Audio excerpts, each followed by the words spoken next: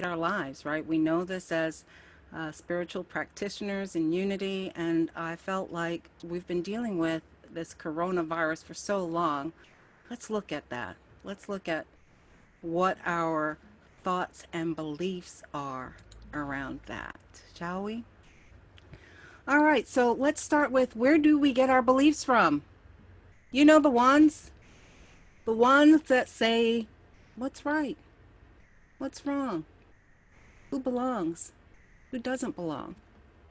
Yeah, those type of beliefs. So that's what I want to talk about today.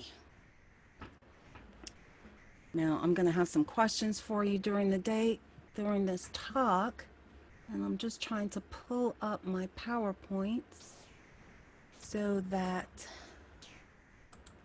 you'll be with me. So just bear with me for a moment. All right. You know, when I was preparing this talk, the quote that came to mind was the Socratic quote. And it says that the unexamined life is not worth living, right? The unexamined life is not worth living. And I think that that quote really holds us today as well. It holds us in what is ours to do. So it's a powerful statement on the journey of self-awareness, spiritual awakening, and freedom. There's no truer statement as important as it is today. We all know we're in the midst of a pandemic, right? We've been dealing with this for months. And a pandemic simply means a disease that impacts an entire country or world. And we call that disease the coronavirus, or some say COVID-19, right? So my first question to you is then, what is your belief? What is your belief about the disease? And I'm pulling it up on PowerPoint because sometimes, you know, when we talk, I'm from the East Coast. We naturally talk fast. And so I'm aware of that. So I wanted just to have a reference here for you to look at. What do you believe about this disease? I don't want you to overanalyze it. I don't want you to spiritualize your responses. Yeah, don't worry about what anyone else thinks or says or believes about the disease. I want you to free associate, meaning let out the thoughts and feelings that are there. Whether you acknowledge them or not in your awareness, guess what? They're there. And what I find often in spiritual communities, we've become conditioned to only say positive things. And that's important, it's wonderful, and it's necessary for co-creation. And here's the thing. We are both human and spiritual. And this pandemic has really been calling us to shift because it requires us to make peace with both the human and the divine aspects and integrate them for wholeness. So if you're willing, I want you to take a nice deep breath in and exhale. And as you exhale, I want you to witness what your thoughts are around the disease. And I want you to do it without judgment. Without judgment. You know, on my own spiritual journey, I've come to recognize that as a divine human being, guess what? I'm here on this planet to have all of the human experiences. Yes, the ones we really want, like the experiences of joy and happiness, but also those experiences that we may perceive as not of God, not of God. And on the surface, it's difficult to find anything good about COVID-19. You know, intellectually, we know that these bodies that we're in, they're not immortal, right? We're all mortal. It's going to pass and fade. And we know that our souls are eternal. And yet, even knowing this truth, we feel anxiety and fear at this possible threat to our physical well-being or the physical well-being of those that we love. And I'm here to remind you, it is normal to feel these things. It's part of being human. What makes us think? that we should be any different than our wayshower. Do you remember Jesus when in his last days, he was in the garden, right, with his apostles? What did he say? Can this cup be passed? So even Jesus experienced feelings of fear and anxiety when he hoped to forego enduring the betrayal of his deepest friends and his ultimate crucifixion.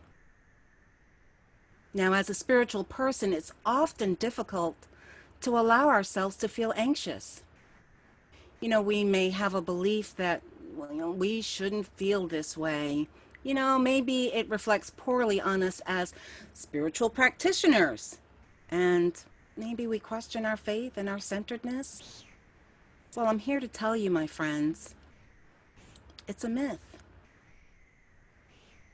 The dictionary has two definitions for the word anxious. The first one many of us know: experiencing worry, unease, or nervousness, typically about an imminent event or something with an uncertain outcome. The second one's really interesting: wanting something very much, typically with a feeling of unease. You see, anxiousness is felt whether we are worried or unsure, or even filled with desire, excitement, and happiness. Anxiety becomes a problem when we create a false belief that feeling anxiety is bad or wrong. Anxiety is simply part of the human condition. It's normal, my friends. Now, you may think, well, isn't she a minister? Isn't she like a unity minister? Doesn't she believe in all of this stuff? So you may think it's weird that I'm inviting you to acknowledge what your beliefs are, even if they seem to be negative. But hear this: we cannot shift what we do not acknowledge. Did you hear me? We cannot shift what we do not acknowledge. Yes, being positive is essential to co-creating an abundant life. But if our underlying fears are still driving us, then we're simply putting on Band-Aids on a wound when surgery is really needed. So how does that translate? It means we can have moments of joy, but if our foundation is fragile and easily broken apart by stimuli, joy will be fleeting, not sustainable. So that's why I'm really passionate about my work, which is about giving you permission to feel all your feelings, making peace with the entire spectrum, and then integrating them into wholeness. We all know this.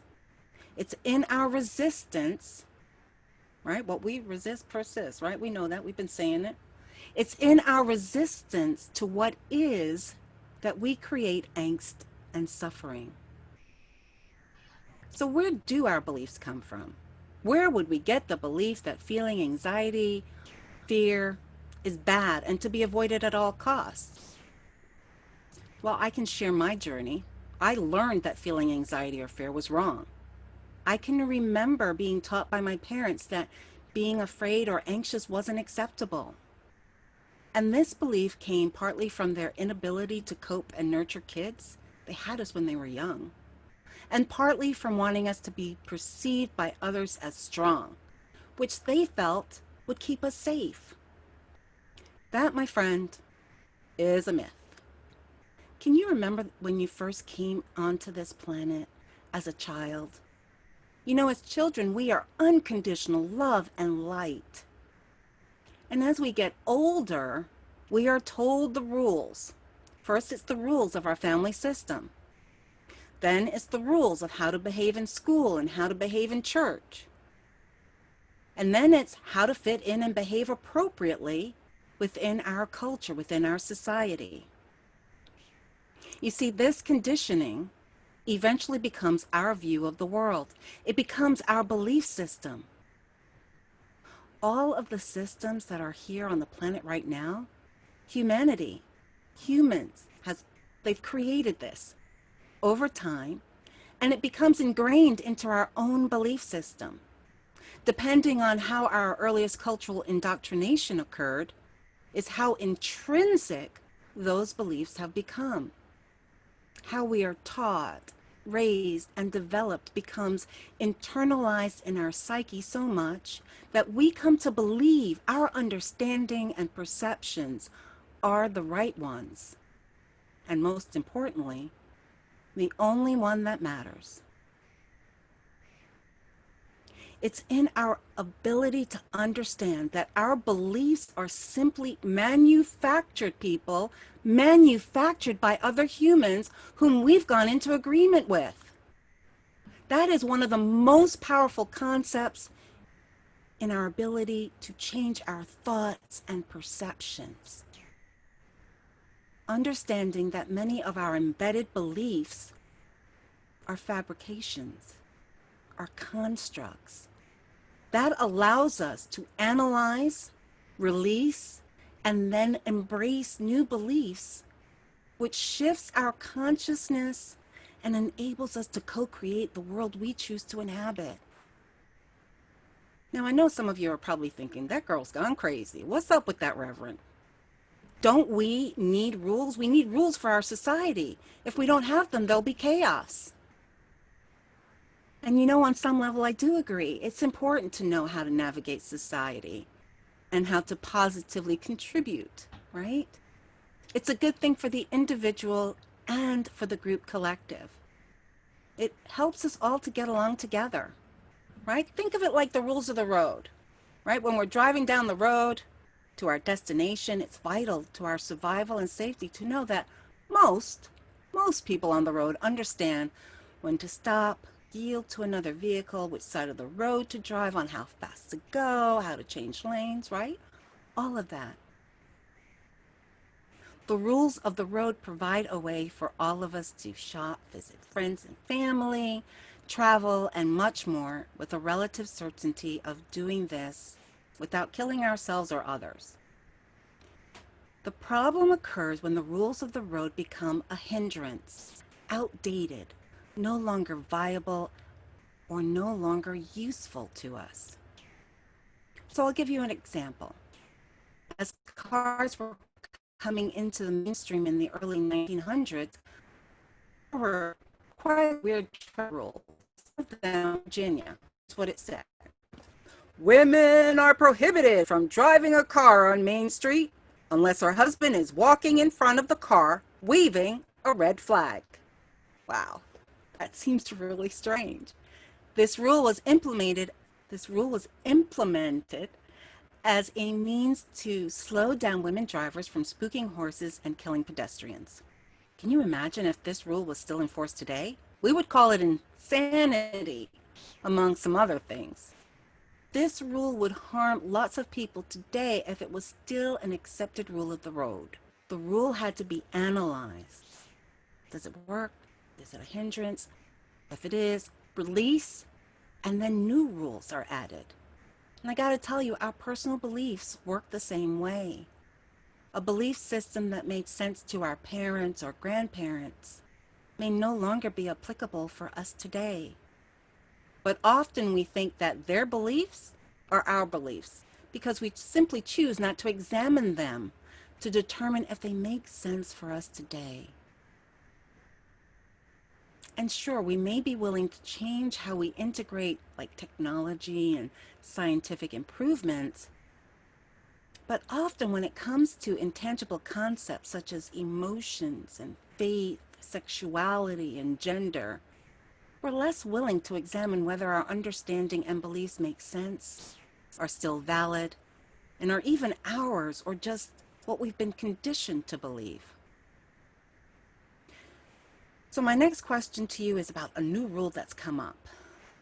Today we're told about wearing a mask and that social distancing is what's needed to stem the spread of the coronavirus. And so, what meaning are you making about this rule? What's your belief around it? You know, maybe you think it's unnecessary. Maybe you think it's good for everyone. Maybe you see it as the collapse of the economy, or it's just inconvenient or fear-mongering, or really not my problem, it's somebody else's problem. Or maybe you simply see yourself as a metaphysician and therefore I'm immune. I won't get COVID. You see, we are meaning-making machines. And so I'm inviting you to really look at what beliefs do you hold of this new rule. And the reason that I ask you to look at your thoughts is what meaning we make, what belief we hold is what will make this time constrictive or expansive. Did you hear me, right? Now, my friends, we are on the precipice of great change. We are being asked to challenge our beliefs. We are asked to be challenging our beliefs. Do we continue to accept the existing systems that are in place right now, or do we co-create new systems in which everyone thrives? Well, everyone thrives. Social distancing is a new system put in place, right? And supposedly from the doctors and the medical field, it's to stem the exponential spread of the coronavirus. But if we hold on to the old way of hugging and breathing on each other, you know what? Many more people are going to get ill and possibly die. The old systems that have been in existence, they've been agreed upon by many generations. And we may say, well, I didn't create the system. But we have also gone into acceptance and agreement with these existing systems. And once we learn how to navigate them successfully, it's really difficult to give up. If the old system we find worth and praise and abundance, to ask us to give up a system we are really successfully operating within can seem as if it's a threat to our very survival. You see, it's human nature to want to be seen as successful. And we will do everything we can to uphold the status quo, even if it means others don't thrive. And I think this may shed light on what's really going on in our country right now. Well, let's look at our belief system in another way. And I'll use the analogy of how our computers operate. Most of us have come to realize that in order to function in our society, we must be able to operate computers quickly and effectively. When our computers slow down or don't have enough memory or storage necessary to keep pace with the technological advancements, what do? We know we must upgrade. Now, this upgrade sometimes is as simple as downloading a piece of software that can correct the errors we're experiencing. However, there are times when we must get a whole new computer system because the old one just won't work for us. And our belief systems, work the same way. We also have to do this assessment to determine what's working, what's outdated, what needs upgrading or maybe just replacing altogether. This analytical introspection happens by reviewing our belief systems. Now, I know many of you are probably feeling like you're in limbo and uncertainty as all of this is going around us. It's happening to all of us, even for me. I think my spiritual beliefs and practices are pretty solid. I mean, I celebrate being home with my hubby and the dogs, while at the same time I'm wondering what type of world are we awakening to? But through this uncertainty and uncomfortability, I'm committed to continue to examine my beliefs. Why do I do this? Because let's face it, it takes some work. I do it because I want to be part of the evolution of consciousness that is occurring across the globe. Today, I accept and I love all of my feelings across the infinite spectrum of my humanity because that's part of the human experience. And, and I also access my divine nature, allowing the frequency of love and light to vibrate through my consciousness, to find new ways of embracing this new normal. So here's my final question. I'm going to share that with you. What new belief can you create to thrive during this time? What new beliefs can you create to thrive during this time? As I've spoken to other people across the country, it's what comes up as an answer an awful lot is I've prioritized what really matters to me. I've discerned that being with my family, spending more time with them, is what really matters. I've realized that being in comfy clothes and working from home, I'm even more effective. Maybe for you, it's allowing for a recalibration of what is yours to do, to get clear, to discern that change is here. You could fight it and be miserable, or start to figure out how you can add to it. So I started off with the Socratic quote, "The unexamined life is not worth living." It's a call for us to shift from being a simple cog in the wheel to creating new ways for everyone to thrive. It asks us to question the status quo of our lives. It requires that we ask ourselves, how can we grow? How can we create? How can we manifest even when COVID-19 is occurring? It suggests that even in social distancing, we can choose to create anew and take stock of what truly matters in our lives. Purpose-filled lives require us to occupy a consciousness of questioning our culture, questioning society, questioning our beliefs and the established systems that we operate within today. Self-actualization demands that we discern if the beliefs we hold are our truths or the truths of our parents or society. So today I'm just really happy to be here to celebrate each of you on this journey of awakening consciousness. You said yes to being here at this time, at this juncture. So that means that you are ready to co-create a world that works for all. And I celebrate you in that. Thank you.